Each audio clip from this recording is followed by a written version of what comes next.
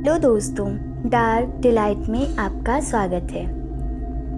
ब्रह्मप्रेत ने कहा, मैं पास के ही एक गांव रतनपुर के ब्राह्मण परिवार से हूँ। नाम पारसनाथ है। घर परिवार में सब ठीक ही चल रहा था।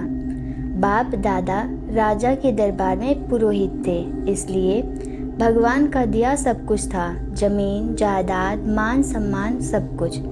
आस पड़ोस में भी सब समृद्ध और खुशहाल थे, परंतु उनमें से हमारा एक पट्टीदार हमारी समृद्धि से जलता था। समय समय पर किसी न किसी बात को लेकर वह लड़ने झगड़ने पर आमादा रहता था और हमारी संपत्ति हड़पने की कोशिश करता था। दिन के उजाले वह समाज का बहुत ही प्रतिष्ठित व्यक्ति बनने का स्वांग रचता था, लेकिन रात्रि के अंधेरे में उसका रूप किसी कुख्यात गुंडे से कम नहीं था। एक दिन मैं किसी काम से शहर गया था। आते आते मुझे रात हो गई। मैं जल्दी जल्दी अपने घर पहुंच जाना चाहता था, क्योंकि गांव की सरहद तक पहुंचने से पहले एक घने जंगल को पार करना पड़ता था, जो कि जंगली जानवरों और कुख्यात डाकुओं से भरा पड़ा था। हर पल मैं एक अनजाने भय के साथ जंगल पार कर रहा था। पता नहीं अगले पल क्या घटित होगा। कहते हैं ना कि कई बार ऐसा होता है कि जैसा हम सोचते हैं, कुदरत वही विचार हमें प्रत्यक्ष रूप में देने का प्रयास करती है। हाथ में टॉर्च लिए हुए मैं जंगल में तेज तेज कदमों से भागा जा रहा था। तभी एक आवाज़ सुनकर मैं ठिठक गया। पंडित जी प्रणाम। मैं सहसा पीछे मुड़कर देखा तो पाया कि ये तो मेरा पटीदार आलोक था। उसको देखते ही एक बार तुम्हें प्रसन्न हुआ कि चलो कोई तो जानकर इस जंगल में मिला। अब दोनों साथ मिलकर इस जंगल को पार कर लेंगे। आखिरकार एक से तो दो भले। परंतु फिर अचानक मेरे मन में आया कि यह इतनी रात को यहाँ क्या कर रहा है, वो भी अकेले। छठी इंद्री बार बार कह रही थी, कुछ तो गड़बड़ जरूर है। मन ये मानने को तैयार नहीं था कि आलोक का मिलना एक संयोग मात्र है, क्योंकि उससे मेरे संबंध अच्छे नहीं थे और वह हर समय मेरी संपत्ति हथियाने के फिराक में रहता था। इसलिए उसका जंगल में इस प्रकार मिलना मुझे कुछ उचित सा नहीं लग रहा था। परंतु उस समय उस पर विश्वास करने के अलावा मेरे पास और कोई रास्ता नहीं था। इसी विश्वास के साथ कि सब कुछ ठीक ही होगा, मैं उसके साथ हो लिया। कुछ 1-2 किलोमीटर आगे बढ़े होंगे कि अचानक 4-5 आदमी झाड़ियों से प्रकट हुए और उन्होंने हमें चारों तरफ से घेर लिया। शायद वो कुख्यात डाकू थे। डर के मारे हमारी हालत खराब हो गई। हम दोनों घबरा गए। अब तो ऐसा लग रहा था मानो जान ही जाएगी। वह चारों पांचों हमें देखकर लगातार हंस रहे थे। उनके मुंह ढके हुए थे, जैसा कि आमतौर पर लुटेरे या डाकुओं के होते हैं।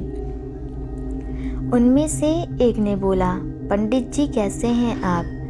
भगवान भला करे आपका, मैंने जवाब दिया। कौन हो आप? मुझे कैसे जानते हो? फिर ध्यान आया कि शायद मेरी वेशभूषा देखकर अनुमान लगाया होगा। वहीं मेरे साथ चल रहा आलोक भी उनको देखकर डर के मारे उनके सामने गिड़गिड़ाने लगा, हाथ पांव जोड़ने लगा, जीवन की भीख मांगने लगा और कहने लगा कि हमें छोड़ दो, हमने आपका क्या बिगाड़ा है। ये बोलते बोलते अचानक वो जोर जोर से हंसने लगा, अट्ठास करने लगा। उसको देखकर बाकी के सारे डाकू भी हंसने लगे। पंडित जी अब कहाँ जाओगे? आलोक ने कहा। इस दिन का ही तो हम वर्षों से इंतजार कर रहे थे। आज वो शुभ घड़ी आ ही गई है। स्वागतम सुस्वागतम पंडित जी, सुस्वागतम। जब आलोक के मुंह से मैंने ये बात सुनी, मैं घबरा गया। अब सब कुछ मेरी समझ में आ गया था कि मैं आलोक के कुचक्र में फंस चुका हूँ।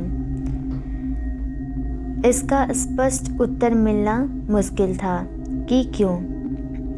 इससे पहले कि मैं कुछ बोलता, आलोक के एक हंसुआ अर्थात एक धारदार औजार जो फसल काटने के काम आता है, मेरी गर्दन पर लगा दिया।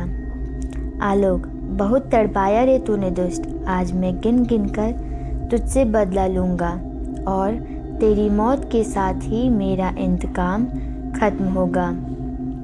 नीति तो यही कहती थी कि चुपचाप आलोक की बात मान ली जाए और अपनी जान बचा ली जाए, परंतु उसके लिए ये जानना ज़रूरी था कि वास्तव में आलोक चाहता क्या था।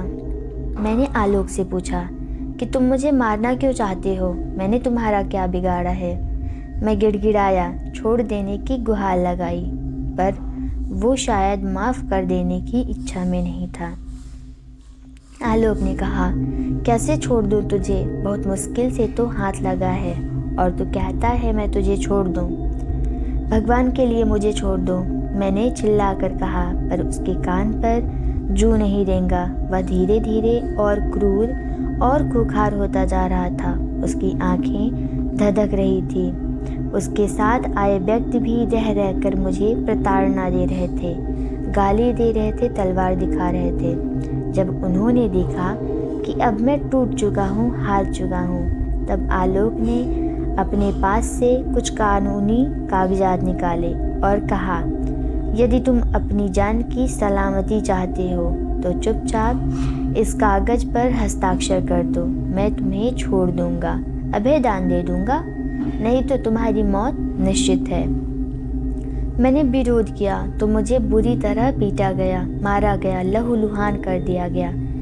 तब तक मारा गया जब तक मैं अधमरा नहीं हो गया। मैंने पूछा, ये कैसे कागजात हैं? तो आलोक ने मुझे बताया कि ये कोर्ट के कागजात हैं, जिसके अनुसार तुम अपनी समस्त चल अचल संपत्ति स्वेच्छा से मेरे नाम कर रहे हो। मरता क्या न करता। मैंने तुरंत उस कागजात पर हस्ताक्षर कर दिए। पर यह क्या? यह तो पुरानी तारीख में बनवाया गया पेपर था। इसका मतलब ये था कि आलोक काफ़ी समय से मेरी इस ज़मीन के फिराक में था, इसलिए उसने ये कागजात बहुत पहले ही बनवा लिया था। जैसे ही मैंने उस पर हस्ताक्षर किया, उन पांचों ने मुझ पर ताबड़तोड़ हमला कर दिया, तलवार से, भालों से और लाठी से। वे लोग मुझे तब तक मारते रहे जब तक कि मैं मर नहीं गया। उसके बाद उन्होंने बहुत ही निर्दयता से मेरी लाश के टुकड़े टुकड़े कर दिए और जंगल के कोने कोने में दफना दिया गया। इस तरह उन जालिमों ने मेरी हत्या को अंजाम देकर अपने घर की तरफ चल दिए। सुबह तक जब मैं घर नहीं पहुंचा तो सभी लोग परेशान हो गए, जिसकी सूचना उन्होंने पुलिस में दी। पर कई महीने बीत जाने के बाद भी पुलिस मेरा पता नहीं लगा पाई कि मैं जिंदा भी हूँ या मर गया। इसी तरह समय बीतता गया। आलोक ने बड़ी ही धूर्तता से कानूनी कागजात दिखाकर धीरे धीरे मेरी सारी ज़मीन हथिया ली। अब मेरा परिवार सड़क पर आ चुका था। चूँकि कानूनी कागजात थे, इसलिए किसी को भनक भी नहीं लगा कि मैंने ये ज़मीन उसके नाम नहीं किया है। इस तरह अंत्येष्टि क्रिया न होने के कारण आज भी मेरी आत्मा भटक रही है, उनसे बदला लेने के लिए, अपनी ज़मीन वापस लेने के लिए, अपने परिवार को न्याय दिलाने के लिए।